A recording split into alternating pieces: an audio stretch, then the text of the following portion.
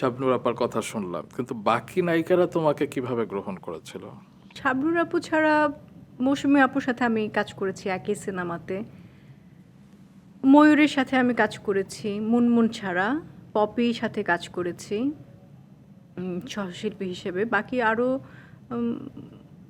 কয়েকজন নাম মনে আসছে না ঠিক।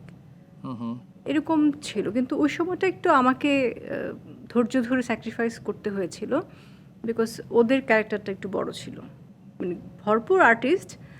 সেখানে দেখা গেল পপির রোলটা একটু বেশি, আমারটা একটু কম। মৌসুমী আপুর ক্যারেক্টারটা একটু বড়, আমারটা একটু ছোট। এরকম কাজও আমি করেছি।